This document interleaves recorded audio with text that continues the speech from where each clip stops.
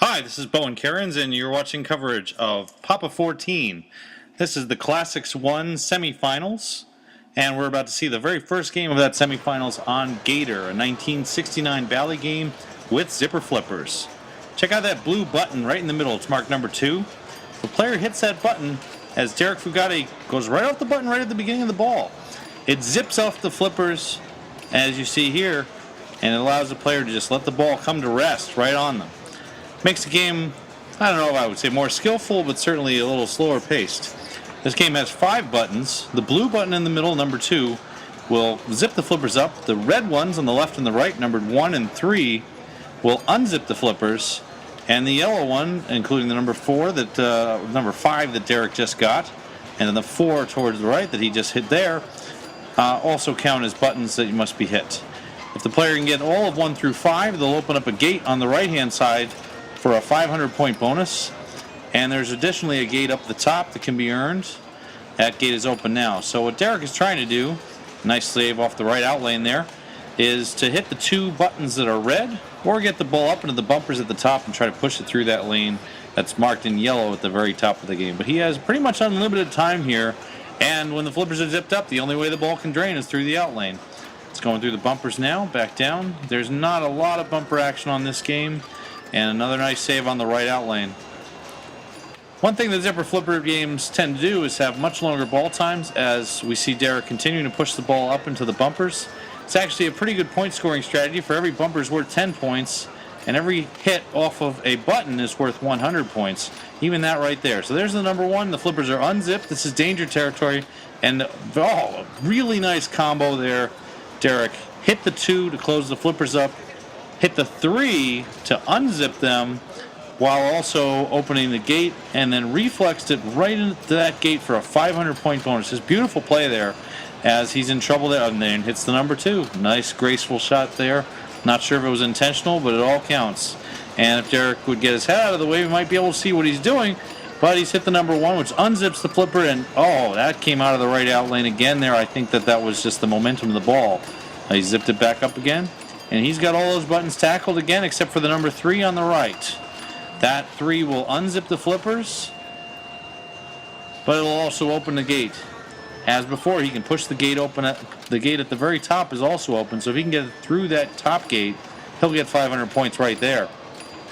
There's the 3 touched, and he's going to try to push it through that right gate for 500 points. And very nice there. Bounced in to the upper gate, which is also worth 500 points. We are seeing a really solid ball here out of Derek. He's already at 3,300 points on a game that only measures 4 digits, so you can tell he's already 1/3 of the way there to rolling the game over potentially and getting some nice bounces there.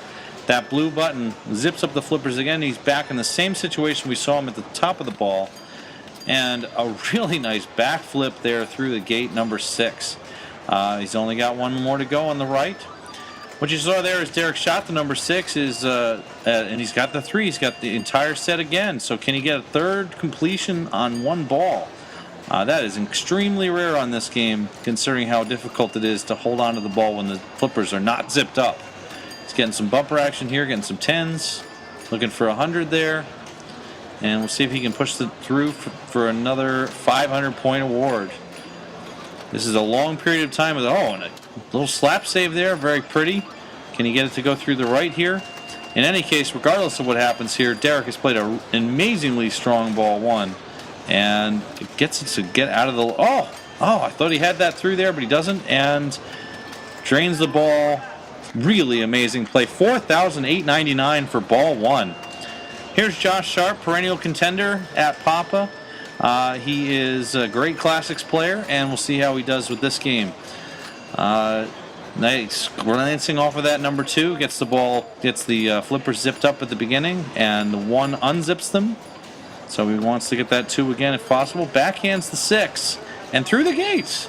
500 points there, puts him at 772. He's got a long way to go to catch Derek, but it is possible, certainly. If Derek could do it, we might see Josh do the same thing. He's got the flippers zipped up again, and we'll see if he can get some completions there. Nice save there, but it's down the right. Score just over 1,000. That's actually a good ball, but compared to what we saw from Derek, he's got a long way to go. Phil Birnbaum takes over as player 3, and we'll see how he plays this one out. He hits the number 1 off the top, the number 4 there. He's got a few of the buttons already hit. He's looking for that number 2. There it is to zip up the flippers. All he's got left is the 3 on the right, and if he can hit that 3, then we can get a completion. As I mentioned, backhands are very common as he goes through the 6, which opens the top gate. He needs that 3 on the right, and he's much more likely to get that from the right flipper than from the left. So what you see there is him tapping the ball onto the right flipper, then trying to take pot shots at it from the right. So meanwhile, that was kind of a mistake there, as there really wasn't a reason for him to backflip that. He can get it controlled, tap it over to the right, try to backflip it into that 3. Just to be patient. There's the 3, so the gate is all open, and beautiful shot there, really. Just a one-timer right into that gate for 500 points. Some other players might try to hit the button number 2 to close up the flippers again before taking that. I think it's how it's a very dangerous shot, but Phil pulled that off with grace. He's got to get that 2, though. When flippers are open like this, it's just dangerous. Oh, and he glances off the 2. It looked like he could have scored that. Instead, the ball goes down the right out lane, so it wouldn't have mattered. Phil's ball 1 ends at 17:54. All 3 players with great ball 1s, but Derek, ridiculously strong ball 1, puts him in a comfortable lead. As he takes over for ball 2, we'll see how he plays it out. He didn't get the number 2 on the return from the ball, so we'll see if he gets that number 2. He's going to need that. The flippers are still open. This is dangerous territory. He's got it zipped up now. There we go. So if he can get this ball under control, and there it is. He needs that number 3, or Derek seems to be playing it to try to go back through all the way to the top and lost the ball there. I think he probably could have gone for the 3, but not as good as ball certainly as ball 1, but that's really what could you expect. As Josh takes over for ball 2, nice little slap there to get the ball out of the right out lane. He needs to hit that number 2 to zip up the flippers, get some control, and instead the ball goes down the left out lane. Valley games from this era are notorious for not only the zipper flippers, but also the size of the out lanes. Just enormous out lanes on these games as Phil takes over his ball 2, gets the ball to fly out of the right out lane there. Really just the momentum carried that ball out. But patience, bring the ball back to a stop. He needs the 1, the 3, and the 5. There's the 5. And we'll see if he can get the 1 and the 3. But both of the 1 and the 3 will unzip the flippers, which will put him back in danger. There it is. There's the 1. He needs the 3. Nice tap out there. A little slave. He's got the 6, but that really doesn't help. He needs the 3 and ideally the 2 to zip up the flippers before that. Some moves that you might see on other games like bounce passes or really anything that would normally transfer the ball from one flipper to another, those just aren't done on these games without the flippers zipped up because they're too dangerous. The flippers are very far apart from one another, and there's just very little play in them unless you can get them zipped up. Derek gets it zipped up, and now he's going to wait for the ball to come to a stop, or not, as he beans the number 4 target and hits the 1.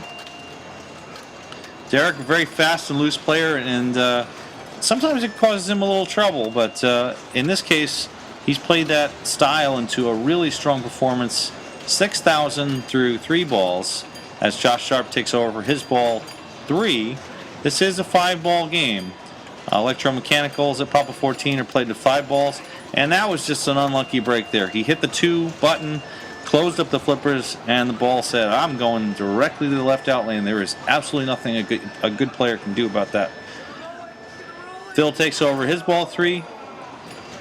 In second place right now, and judging from the scores right now, he's going to need to really bust out a huge ball akin to the ball we saw from Derek at ball 1. That's really the only way either of these two players is going to catch up to Derek, and just not much of a ball there. These Bally games with the small flippers, with the open flippers at the beginning of the ball, with the huge out lanes, there are very many house balls in these games. So Gator, Cosmos, which we'll see in the later classics, other games of this era from Bally, just very random. To be able to get the ball to a flipper sometimes, you might play 1 ball out of 3 on some of these games. As Derek takes over for ball 4, he's got the control. He hits the number 2 and gets the flippers back zipped again. He needs just the 1 on the left, I believe, to finish the 1 through 5 and get that gate open on the right. Another nice bounce out there. Get control. Wait for that. You can just wait it out. Wait for the ball to come to you. Come to a complete stop. All right. Derek, very fast and loose player in a situation where he could easily just let the ball come to a rest. But he's taking advantage of his momentum. He has a 4,000-point lead here on a game that he really should finish first and on. Bad luck there. But not the best ball from Derek. He is still holding his own against his competition. Here's Josh Sharp's ball 4. He tries to tap it to the center lane there for a 100-point bonus. Didn't quite work out. But he's got the number 1 target, and I'm not sure about that. He apparently was aiming for the 2. Missed the shot into the 4 on the right and drained. Phil Birnbaum takes over for his ball 4, and we'll see if he can get it to the flippers. Ball's kind of careening off the slingshot in that right area there. Bonk, slingshot. That's pretty common on this game. He needs to get those flippers zipped up. Never really got the ball going there. That number 2 button is so important to quality play. And we'll see Derek take over for his final ball. He has a 3,600-point lead right now. And it seems pretty likely that he's going to win this game. But we'll see if he can put up even more points here. As that right area there, target, I don't know what to call it, below the number 3, excuse me, kicks the ball back like a slingshot. It's very frequent to see that bounce that we just saw there. Back and forth, back and forth. And skillful nudging by the player can control that. Oh, there's a beautiful shot by Derek as he backhands the lane for a 500-point bonus. We haven't seen anyone complete that for a while yet, and Derek does it again here. He's now over 8,000, and his lead is extended. There really is almost no catching him at this point. He picks up a number 4 there. He's got the 2, zips up the flippers. Get control. You can wait this out a little bit. There we go. Nice. Now he taps it up. He's going to kick off a few extra points from bumpers and buttons. And that's a great combo there. If you can get that working, there's really it's really going to be a lot of play in it. Off the 1, opens the flippers. Off the 2, again, just immediately zips him back up. There we go. Zipped it up again. He needs that 3 on the right to open the gate. The top gate's now open. And he's content here to just pick up a little bit of points. The 10s and 100s just pile up. Gate's not open. Nope, gate's not open. Need that 3. There we go. Gate's open now. And, wow, Derek is... Oh! And there's a gate shot. 500-point bonus. Puts him at 9,400. We might actually see a rollover on this game. Beautiful stuff from Derek. This is the second best ball of the game compared to his ball 1, which was spectacular. This is a great ball as well, and neither of these competitors have put up a ball of this magnitude. Derek very much deserving the first place in this game, and it seems insane to think that he might not win. He has now rolled the game over, 10,114 points. Beautiful. Unfortunately for Josh Sharp, we did see the rollover, so his 1760 is not good for second place here. It's just third. He picks up 100 there. He's going to need a lot more help than this. Needs to get this flipper zipped up. There we go. And he needs to get his head out of the way. No, it's all right. Get that number 2 there, and I don't know what has happened. Okay. Well, something happened there, and eventually Josh was unhappy, so I guess the ball must have gone down. His game ends at 23-74. That'll put him in third place for this game. As Phil Birnbaum takes his final turn, he's going to need just an absolute miracle ball to win this game. Should be content with second place. It's tough competition, and he was able to beat Josh. We will have 2 more games in this round, so even though Derek is likely to win the game, that doesn't mean he will advance to the final round. It depends on what happens in the remaining 2 games in the group. Good ball going for Phil here. He's got everything done except the number 1, I believe. And then he'll get the gate open. I'm sorry, it's the number 5. I think one of the lights is starting to burn out. Derek played it too long. Phil's got the gate open on the right, and oh, he got the outlane gate open as well. We didn't really talk about that one until now. There is a gate open that can be opened in the bottom right in the outlane as a saver. What acts very similar to the other gates in that it resets the game, resets the status of all the lights. And Phil is out. Bad break there. Left outlane off a sling. Nothing you can do but that. That was Phil's best ball of the game, though, and he picks up second place with 4,600. Thanks for watching, and play more pinball. Take care. Bye-bye.